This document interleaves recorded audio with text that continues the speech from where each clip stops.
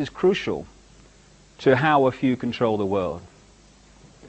Because we have become, yes, in many cases, terrorized into denying what we are unique. And once we do that, we become a herd mentality. And it is the herd mentality that is the vehicle for the manipulation of the world by a very few people. I'll give you an example of what I mean. Symbolic example. I was down south in England, I don't know, 2 or 3 years ago now, and across this great area of, it was one of these Iron Age hill fort type things, but across it was this vast herd of sheep, hundreds of them. Never seen so many sheep in one place. And it's a nice day, you know, and I'm enjoying the day. And then the farmer arrives in his pickup truck, parks it, gets out of the truck, and I swear to you, I don't think he even moved an eyelid. Stood there against a stick. 1 or 2 or 3 of the sheep immediately react to, it must have been his eyelids, I guess, I don't know, because they're going in the desired direction. Within minutes, it's like Exodus. Hundreds of them are following the one in front, you know. I haven't got mine of my own, we did this yesterday, so we do it tomorrow, I guess we'll do it today, and all that stuff. And the few stragglers, and there were remarkably few, who didn't immediately conform to what you might call that bar mentality, they were given the extra dose of fear with the sheepdog. Row, row, row, row. All right, all right, all right, I'll go quietly. This combination of the bar and the fear rounded up this vast herd of sheep in a ridiculously short time. And I stood there and I thought, because I do from time to time, I'm looking at the human race here. This is how it's done. This is how a few can actually control the mass. Because you can't do it with tanks in the streets and soldiers at the door. There's too many people. It's like trying to physically herd sheep together. You can't do it. You'd need a man, maybe more than one, for every sheep to do it physically. You have to do it through the mind. Either through fear or through conditioning people to think the way you want them to think. So these hundreds of sheep were rounded up by one fella flicking his eyelids every now and again, and a sheepdog dispensing fear. And that's how it's done in human terms also. It's amazing the extent to which we have given our power away, our spiritual power. When I come to the spiritual side of this, and I emphasize again not the religious in the second half of what I've got to say, it's all about taking our power back. Because once we do that, it's all over. The great pyramid of manipulation that I'm going to talk about tonight becomes impossible. But when we give it away, we're a doddle to manipulate. We've even given our bodies away, you know. It's funny, this. It's, apart from our mind, it's the one thing that is us. We own it. But we've given it away. So this giving our mind away, giving our power away, has actually created the vehicle for the few to control the world. And that vehicle is overwhelmingly what I call hassle-free zones. Call them comfort zones as well. Every dogma, Christian dogma, Islamic dogma, Jewish dogma, economic dogma, political dogma, crikey, you could stay here all night. We're a dogma production line, the human race. Each of those dogmas, and societies in general, are all hassle-free zones. By that I mean there is a very narrow area of acceptable thought and behavior, the norm, which, if you conform to it, you're left alone. You're hassle-free. No one calls you mad. No one calls you dangerous. No one gives you a hard time for the crime of being different, if you conform. If you start to think, well, actually, you know, I've got a mind of my own, and it's a unique mind, and therefore I'm going to have my unique truth and my unique view of me and life and everything. You start to get very dangerously close to the edge of the hassle-free zone, and eventually, if you keep going, you step outside of it. At that point, he's mad, he is. She's, what strange she is. He's dangerous, he is. Oh. And most people don't want that hassle. They don't want to be treated like that. So most people, even if they put their toe out there, go, oh my goodness, I'm staying in here. It's flipping hassle out there. So what happens? The mass comes up.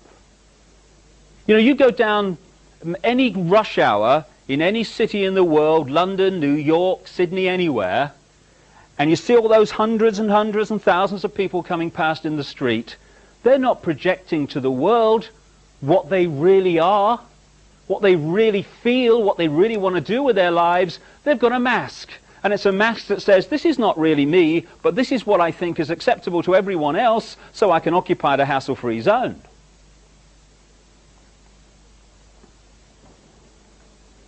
And for me anyway, it's that war in the psyche between that part of us that I call I am me, I am free, that wants to flow with our uniqueness.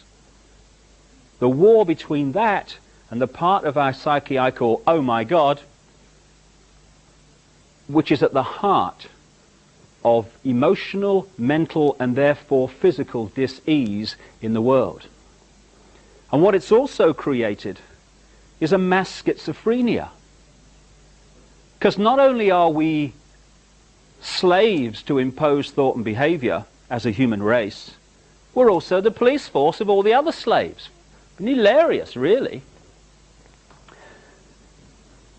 When you're on the edge of the hassle-free zone and you are thinking, if I go any further in what I say and do, even though I think it's right, I'm going to meet hassle for being different. You're not standing there thinking, if I do go any further, what will Bill Clinton think of me? What about the Prime Minister of Britain? What will he say? And the Governor of the Bank of England? We're not saying that. What we're saying at that point, shall I, shan't I express my uniqueness and evacuate the hassle-free zone, we're saying, what will me mother think? What about the neighbours? Oh, what about the blokes down the pub? Oh my God. In other words, what will the other slaves to impose thought and behavior think about me escaping from it? We police each other. It's like having a cell full of prisoners, and once one of the prisoners finds a means of escape, it's all the other prisoners that run to block the exit.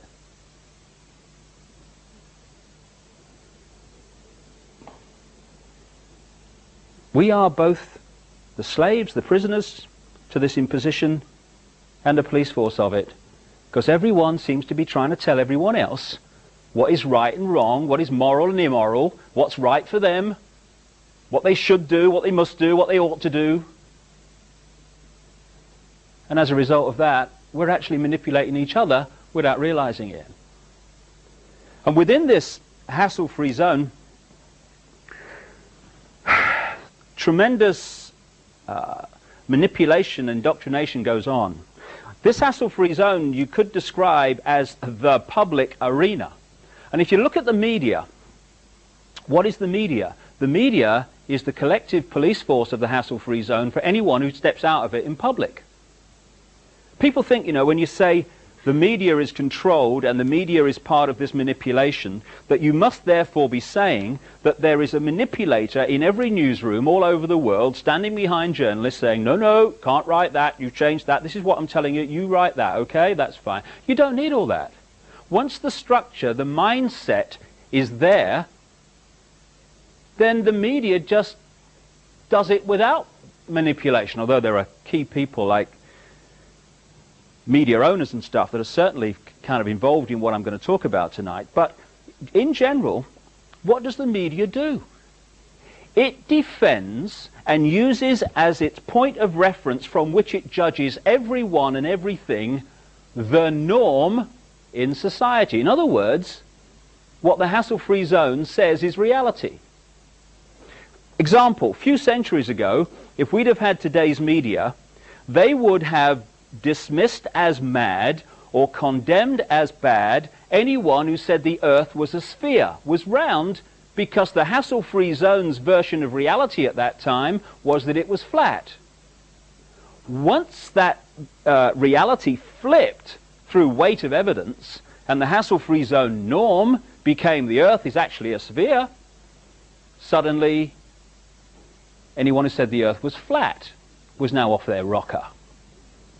So anyone at any time in the public eye who says or acts in ways that are outside of society's norm at that time is immediately jumped on by the media as mad or bad, because their reference point for sanity and reality is whatever the norm is. And there are several key mind manipulation techniques which are very, very powerful propaganda tools. The most effective and the most powerful, and it's used on us all the time, is something I call problem, reaction, solution. It's a cracker, this one. It's a mind manipulation technique that avoids not only opposition to what is the goal of the manipulators, it actually manipulates people to demand they do what they want to do anyway. And it's happening all the time. Once you see this technique and how it works, you watch the news and read the newspapers in a completely different light, because you start to see it happening. It works like this.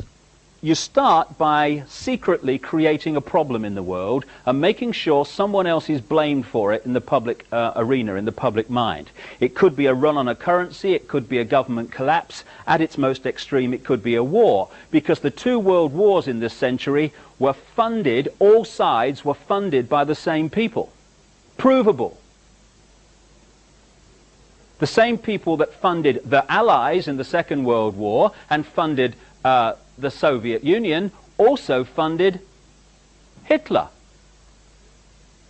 through loans from America known as the Young Plan and the Dawes Plan, and also via the German subsidiaries of American multinational companies.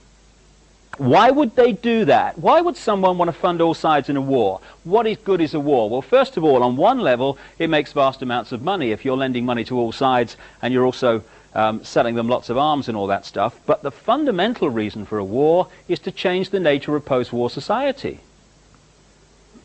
And what we saw in the First World War and the Second World War were massive global examples of problem, reaction, solution, which work like this. The problem's created secretly.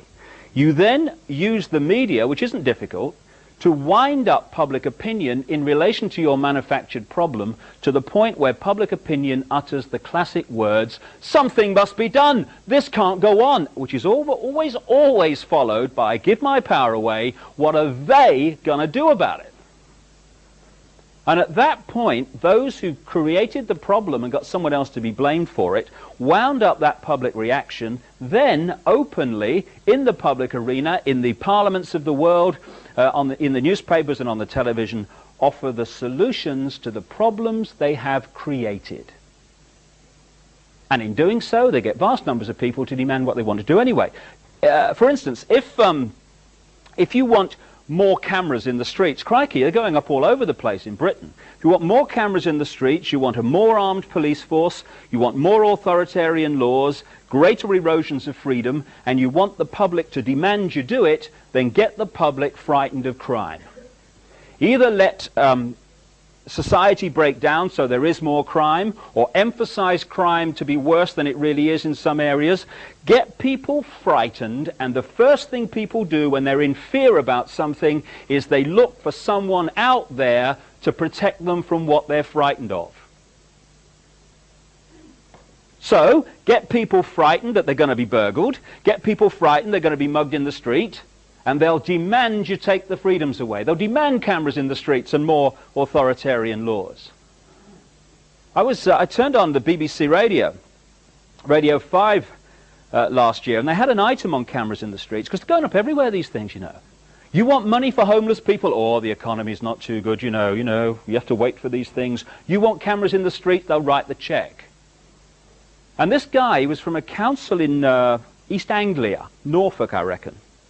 And he said, to be honest, he said, crime rates in our area don't justify cameras in the streets. He said, but our people think they do, so we're putting them up to make them feel better. Problem, reaction, solution. This is live from PS5. Historic scenes unfolding in San Francisco. Aloy is the first of her tribe to have laid eyes on this scene in over 2,000 years. This was live from PS5. The legendary figure of Hermes